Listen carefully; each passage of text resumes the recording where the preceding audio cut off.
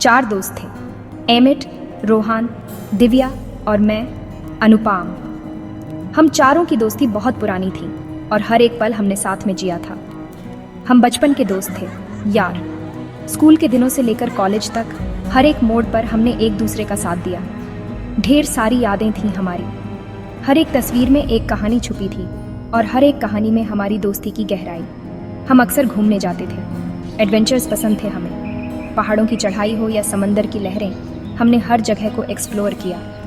एक दिन हमने सोचा, रात में रोड ट्रिप करते हैं। रात का सफ़र हमेशा रोमांचक होता है और हम सबको एडवेंचर का शौक था। एक गांव जा रहे थे, दूर शहर से। वो गांव बहुत ही खूबसूरत था और वहाँ की शांति हमें बहुत पसंद थी। ये गांव फेमस था अपनी ब्यूटी और पीस के लिए। वहाँ की हरियाली और शांत वातावरण हमें बहुत आकर्षित करता था। दिव्या को स्कैरी स्टोरीज सुनना बहुत पसंद था।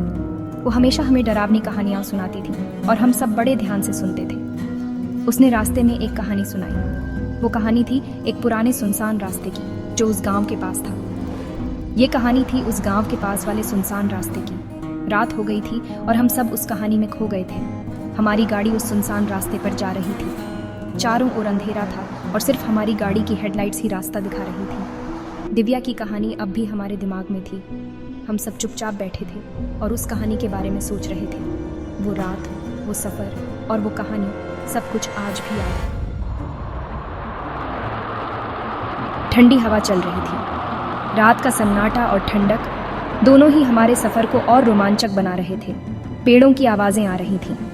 ऐसा लग रहा था जैसे पेड़ भी हमारे साथ इस सफ़र में शामिल हो गए हों। अंधेरा और ज़्यादा हो रहा था। आसमान में तारे भी धीरे धीरे गायब हो रहे थे और रात की गहराई बढ़ती जा रही थी। गाड़ी की हेडलाइट ही बस रोशनी थी। उस अंधेरे में हमारी गाड़ी की हेडलाइट्स ही हमें रास्ता दिखा रही थी। रोहान गाड़ी चला रहा था। उसकी आंखों में एक अजीब सी चमक थी, जैसे उसे इस सफ़र का बेसब्री से इंतज़ार हो। एमिट उसके बगल में था। वह भी चुपचाप बाहर के नज़ारे देख रहा था, शायद कुछ सोच रहा था। दिव्या और मैं पीछे बैठे थे। हम दोनों भी इस सफ़र का आनंद ले रहे थे, एक दूसरे से बातें करते हुए। गांव पास आ रहा था। दूर से गांव की बत्तियां दिखने लगी थीं, जो हमें एक नई उम्मीद दे रही थीं। हमें रास्ते में एक ढाबा दिखा। हम सब ने सोचा कि यहाँ रुक कर कुछ खा लिया जाए। हमने सोचा, रुकते हैं। ढाबे पे सन्नाटा था। ऐसा लग रहा था जैसे वहाँ कोई नहीं आता। एक बूढ़ा आदमी बैठा था। उसकी आंखों में एक गहरी उदासी थी, जैसे वह किसी का इंतज़ार कर रहा हो। हमने उससे चाय और कुछ खाने को कहा। वह धीरे धीरे उठा और हमारे लिए चाय बनाने लगा। उसकी हरकतों में एक अजीब सी शांति थी। बूढ़ा आदमी चुपचाप हमारा ऑर्डर लेकर चला गया। उसकी आंखों में एक अजीब सी चमक थी। हमें उस पर शक हुआ। उसकी हरकतें अजीब थीं। थोड़ी देर बाद वो आदमी चाय ले आया। उसने हमें उस सुनसान रास्ते के बारे में वार्निंग दी। उसने बताया कि इस रास्ते पर रात में भटकते हुए लोग दिखाई देते हैं। ये सुनकर तो हमारे होश ही उड़ गए। हम सब एक दूसरे की तरफ देख रहे थे, मानो किसी ने हमारे पैरों तले ज़मीन खींच ली है। दिव्या की कहानी और उस बूढ़े आदमी की बात ने हमें डरा दिया। उसकी आंखों में एक अजीब सी चमक थी और उसकी आवाज़ में एक रहस्यमयी गहराई। हमने जल्दी से चाय पी और निकलने लगे। हमारे दिलों में डर और दिमाग में सवालों का तूफान था। हम सब जल्द से जल्द वहाँ से निकलना चाहते थे। गाड़ी स्टार्ट करते ही एक अजीब सी आवाज़ आई।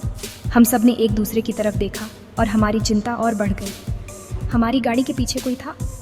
वो परछाई धीरे धीरे हमारी तरफ बढ़ रही थी और हम सब के दिल की धड़कनें तेज़ हो गईं। रोहान ने तेज़ी से गाड़ी भगाई।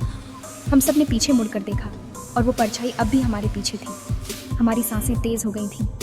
हर एक पल मानो सदियों जैसा लग रहा था और हम सब के चेहरों पर डर साफ झलक रहा था। दिल ज़ोर ज़ोर से धड़क रहा था। हम सब ने एक दूसरे का हाथ पकड़ा और प्रार्थना करने लगे कि हम सुरक्षित घर पहुंच जाएं। आखिरकार हम उस सुनसान रास्ते से निकल गए, सेफ जगह पहुंच गए। उस रात जो हुआ बहुत स्कैरी था, लेकिन इस इंसिडेंट ने हमें एक ज़रूरी लेसन सिखाया। हमें अपने मन की सुननी चाहिए। डेंजर के सिग्नल्स इग्नोर नहीं करने चाहिए। हम सब ने ये बात समझ ली थी।